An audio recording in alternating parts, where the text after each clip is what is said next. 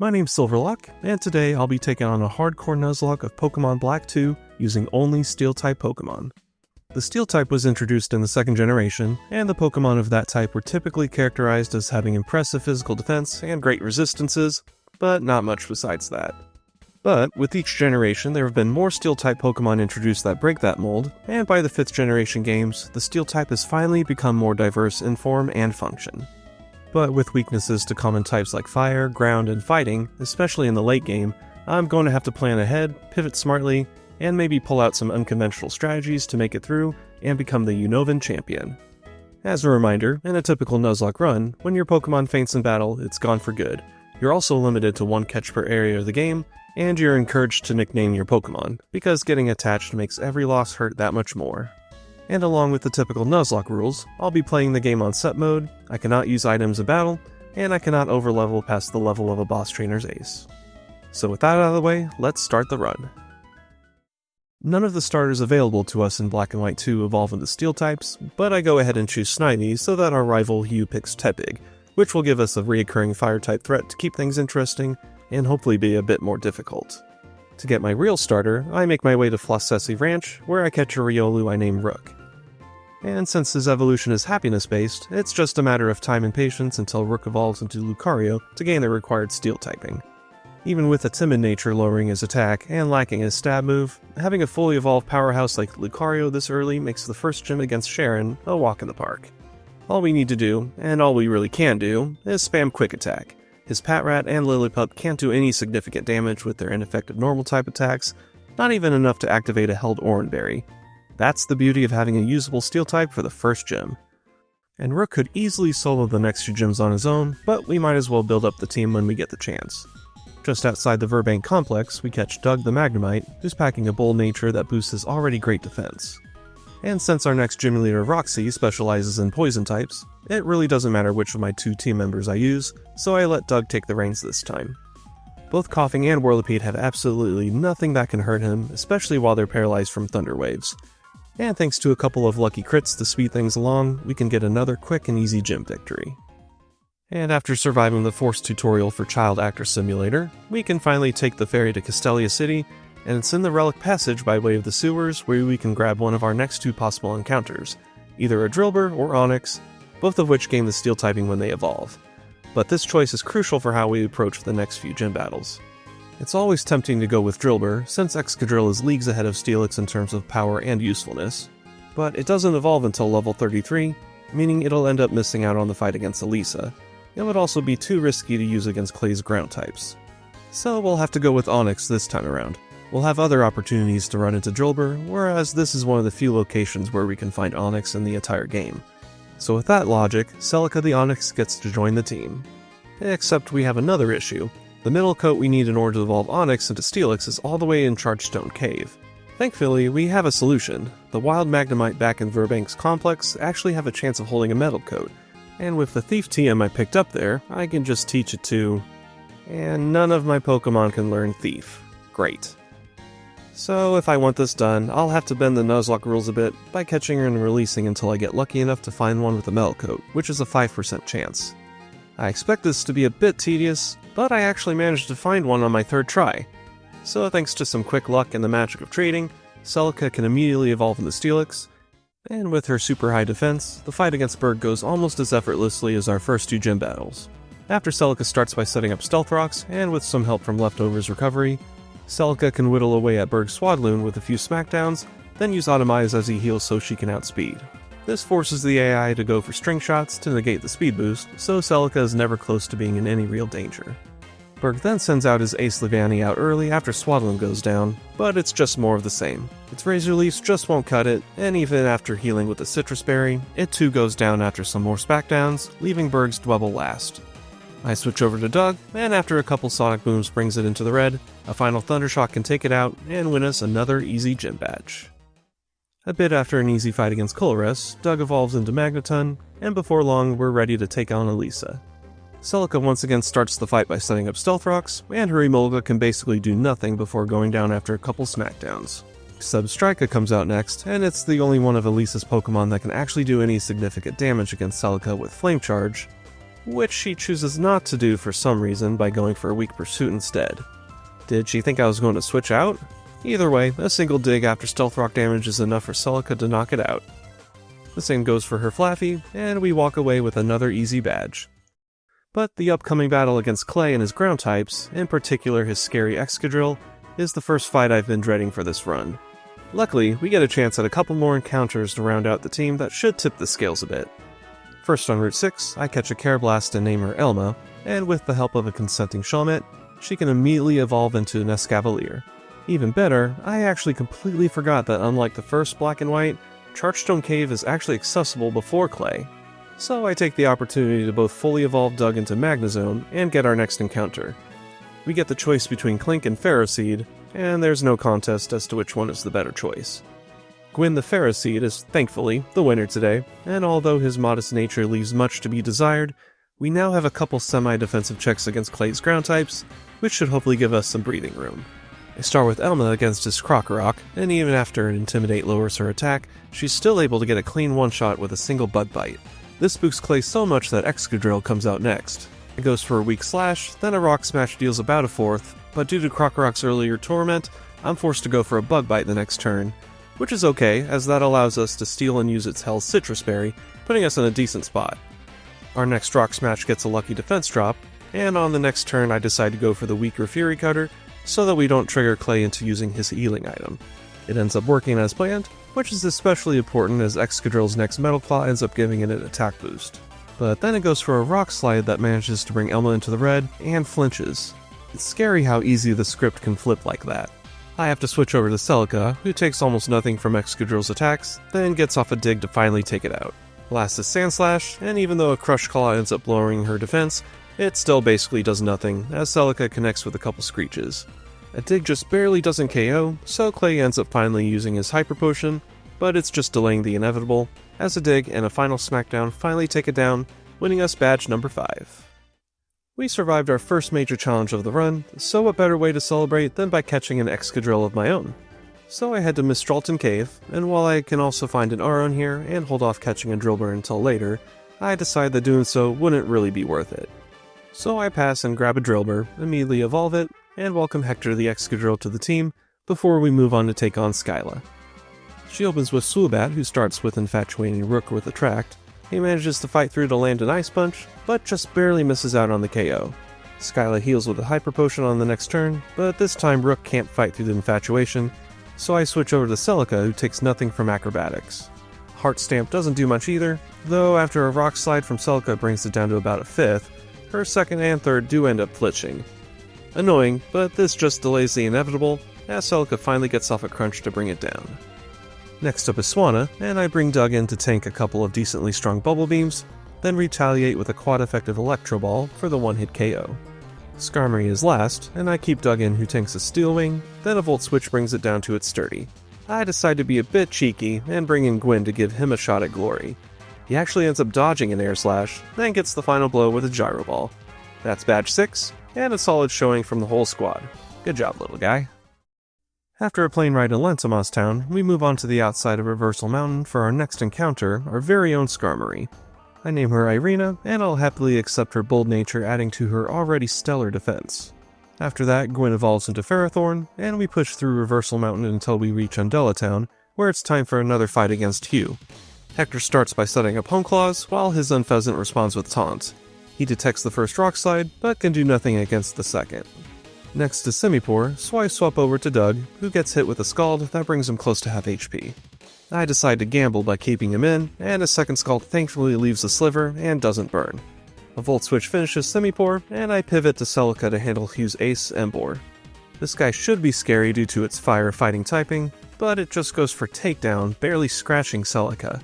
So after another takedown, a couple Bodozes end the fight. An unexpected easy win, but knowing what's ahead, this may be the last time Hugh ends up being a pushover. Afterward, we make the long trek to the next gym in Opelucid City, and if we include starting in Lentamos Town, this might just be the longest stretch of gameplay between gyms in the entire franchise, probably around the same as the gap between the first and second gyms in X and Y. And along the way, I'm taunted by the appearance of Cobalion, a Steel type, just standing there, to catch, at any time. Except I don't use legendaries in my Nuzlocks. Oh well. Once we finally make it to Opelucid City, and after accidentally talking to the metal guy in the Poké Center and spending 5 minutes being inundated with medals, I grab our next encounter on Route 9, a Poniard I named Nagi. Unfortunately, his timid nature and late evolution isn't going to do him any favors, especially for our next battle against Drayden and his dragon types.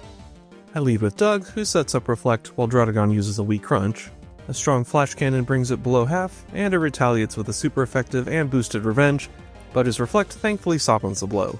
A second Flash Cannon takes Druddigon out, and next comes Flygon. Knowing Doug won't be able to handle an Earth Power, I switch to Irina, who safely dodges it. And after a weak Rock Slide, I try something unusual, Attract. It's not a move you often see being used in Nuzlocke runs, but I was having some trouble deciding on Irina's moveset, and while it can be inconsistent and situational, I figured why not give it a try.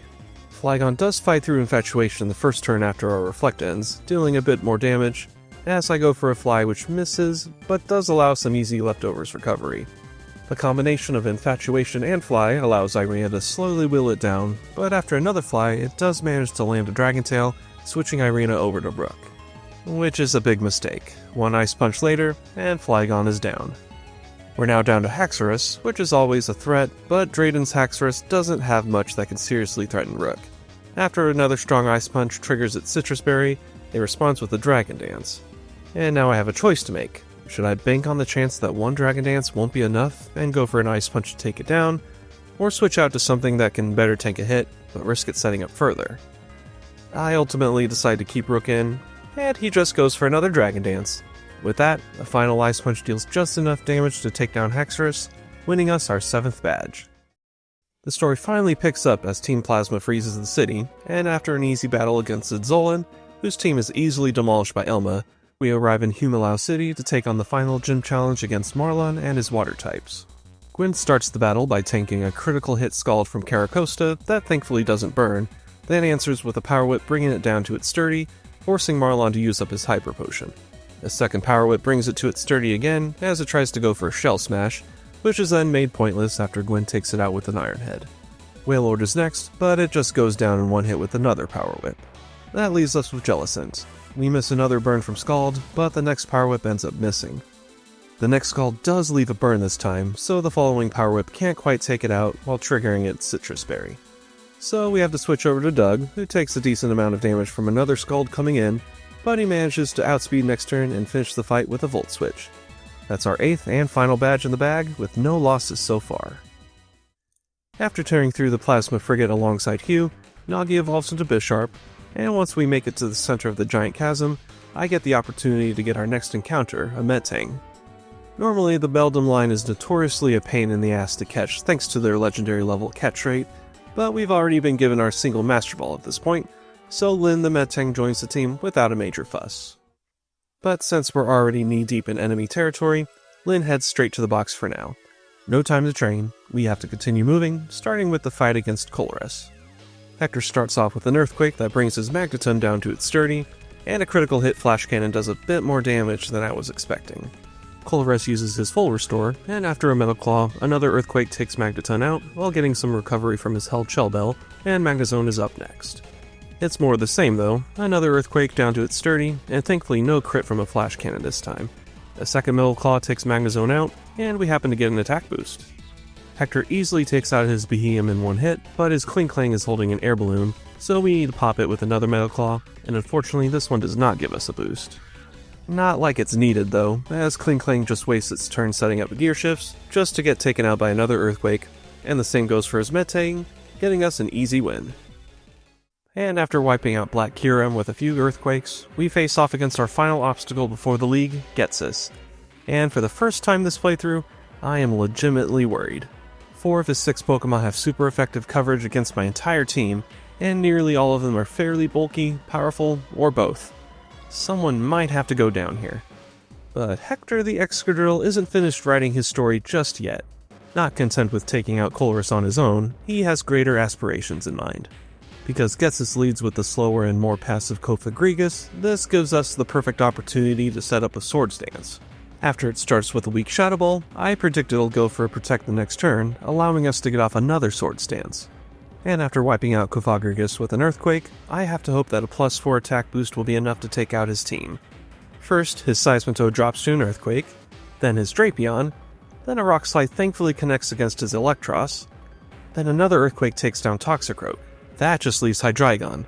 It outspeeds a Lance of Dragon Rush, which crits, but Hector survives on 39 HP and manages to land a final Rock Slide to take it out in one hit and win us the match. That critical hit could have spelled disaster, but Hector once again pulls through for the team. What an absolute beast. With Ghetsis and Team Plasma finally taken down, I can finally head back to the PC to retrieve Lyn, who immediately evolves into Metagross, and will give us some serious pseudo-legendary firepower for the upcoming endgame battles. But before we could take on the Elite Four, we have one last hurdle, our final battle with Hugh. And this time his team packs a much bigger punch. Doug starts us off against his Unpheasant, who opens with a Swagger to confuse. It's risky, but Doug manages to break through to take it out with a Discharge. Next up is Bouffalant, and I risk gambling with Confusion again, but Doug fights through once more, landing a Volt Switch so we can pivot to Irina, who dodges the incoming Earthquake. I go for a Track to hopefully give us some breathing room, but our luck wasn't quite extended that far, as it manages to fight through and get off a decently strong Wild Charge. I switch over to Hector, knowing it'll go for it again, so he gets to come in safely and let loose an Earthquake next turn to take it out. Next is Simipour, and another Earthquake unfortunately leaves it hanging in the red, letting it retaliate with a Scald. That Hector just barely survives on 7 HP, so after Hugh uses his Max Potion, a couple more Earthquakes takes out Simipour. Last is Emboar, and there's no one on my team that could take a hit from this monster. So I have to keep Hector in and hope that a single Earthquake is enough to finish the job.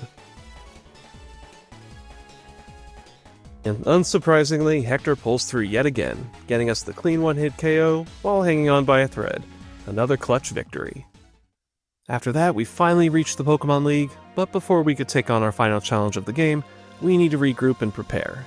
First, I realized that there's one more encounter available, one that could potentially give us some breathing room for a couple fights. I head back to Route 14 and find my way to the Abundant Shrine, where we can find a Bronzor. I name it Alois, and he has the ever-so-coveted Levitate ability, which is perfect since plenty of the upcoming threats have Ground-type moves, and Irina can't tank them all alone.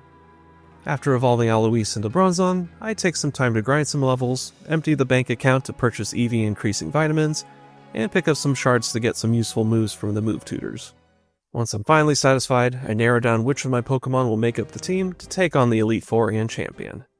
First is Rook the Lucario, our starter, whose diverse move pool and pumped up special attack make him our ideal special sweeper. Next is Hector the Excadrill, who doesn't really need much of an explanation for his inclusion at this point. He's fast, strong, and a proven clutch performer. Next is Doug the Magnezone, who provides the team with important defensive and pivot support thanks to Sturdy, Light Screen, and Volt Switch. Then we have Irina the Skarmory, our sturdy physical tank who can provide status support with Toxic and Attract, along with passive healing with Leftovers. Then there's Lyn the Metagross, our bulky physical attacker with wide lens boosted moves, along with the extremely useful Bullet Punch to clean up. And last and not least, our newest team member Alois, who will give us a better chance at handling certain threats we'll be facing. With the full squad assembled, it's finally time to face our final challenge. We've been deathless so far, so here's to hoping we can end the run on a strong note. Our first battle will be against Grimsley and his Dark types, which Rook is perfectly able to handle on his own. Thanks to his Steadfast ability, and the fact that Liepard usually goes for Fake Out on its first turn, we can get an easy speed boost right at the start, which is all Rook needs to ensure he outspeeds his entire team, and take them all out with super effective Aura Spheres. A flawless start. Chantal is next, but she starts with Cofagrigus, so you all know what that means. Hector just repeats his previous successes by setting up a Swords Dance, then completely sweeps through her Ghost types with ease. The same nearly goes against Caitlyn and her Psychic types as well. Hector sets up with Swords Dance, clears up a yawn-induced sleep from her Musharna with a held Chestoberry, and then it's Earthquakes galore, as her entire team falls one by one. Word of advice, never let an Excadrill set up. But Marshall is a different beast. His fighting types all have some way of hitting my team hard or disrupting my plans, so we have to play it more safely. I start with Alois against Throw, who throws out a couple of guaranteed critical hit Storm Throws, while Alois sets up Reflect and tanks, then recovers some HP from a held Citrus Berry. After that, Alois can respond with a powerful Extra Sensory, but I play it safe and switch to Irina, who dodges an incoming Bulldoze. 2 turns later, and a Fly finishes the job. Next is Mienshao, who manages to land a solid high jump kick, but Irina manages to stay just barely above half health as she gets off an attract. It doesn't end up being useful though, as it fights through it the next turn to land another high jump kick, bringing Irina down to just 22 HP. Thankfully, Fly keeps her safe the next turn, and then she clutches the KO with one clean shot. I know Mienshao's squishy as hell, but I wasn't 100% sure if her minus attack nature would cost us there. Marshall's Ace Conkeldurr comes out early, so I switch to Lyn, who tanks a Hammer Arm, then just barely doesn't take it out with a Zen Headbutt. But after healing with a Citrus Berry, it just goes for bulk up, meaning our next Zen Headbutt can take it out, leaving us with his Sock to deal with last. It outspeeds with a Brick Break, and survives a Zen Headbutt thanks to Sturdy. Marshall uses his full restore, and another Zen Headbutt connects to bring it to 1 HP again, so a Bullet Punch for the next turn easily takes it down, and wins us our final Elite Four match. We finally made it to the final fight of the run against the champion Iris, and with no losses so far. We have some tough matchups for this fight, so let's see if my team can finish the run strong.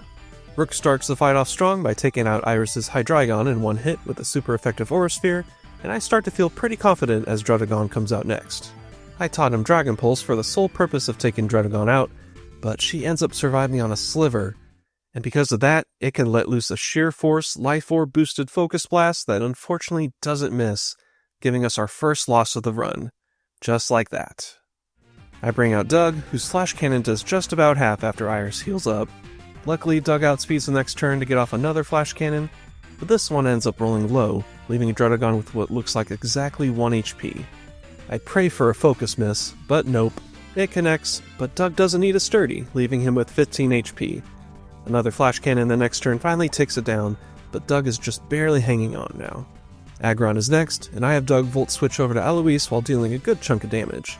He resists a Rock Slide and Double Edge coming in, and after setting up a Reflect, an extra Sensory the next turn just barely doesn't finish it off, so he has to tank a couple more Double Edges before Aggron finally falls.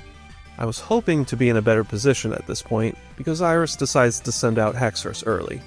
And here, I make a fatal error. I forgot that it has Mold Breaker as its ability, even though it clearly prompted me. So I keep Alois in, only to watch him fall to an Earthquake. Alois's time on this Earth was brief, but his sacrifice allows Lyn to come in safely, and after tanking a super effective Earthquake thanks to Alois's Reflect, Lyn hits back with an Ice Punch that brings Haxorus just below half, and it freezes. Haxorus stays frozen the next turn, and Lyn can finish it off with another Ice Punch. Lapras is next, and after a Meteor Mash brings her down to about half, a strong Surf puts Lyn in a danger spot. I go for another Meteor Mash, hoping this one doesn't low roll, and it doesn't. Lapras goes down, and we're finally down to Iris's last Pokemon, Archeops. We're in the home stretch, and Lyn doesn't even give it a chance. She launches a super effective, critical hit Bullet Punch, ending the fight and the run with a well-earned victory. This was another fun playthrough, especially since it's been a while since I've played a Gen 5 game. And while I'm a bit disappointed I couldn't get through Deathless, it was still an amazing run right up to the end. The MVP of the run is without a doubt Hector the Excadrill, who managed to solo multiple fights. Part of me isn't surprised. Excadrill is a stupidly strong Pokemon on its own, but when you're in a Nuzlocke run, it's always a risk relying on a single Pokemon to get through a difficult fight, let alone multiple fights. Keeping him alive basically ensured this run kept going, so hats off to you, HB. I really hope you enjoyed this video, and if you did, I'd greatly appreciate it if you like, comment, and subscribe to my channel. Let me know in the comments what kind of challenges you'd like to see in the future, and as always, thank you for watching.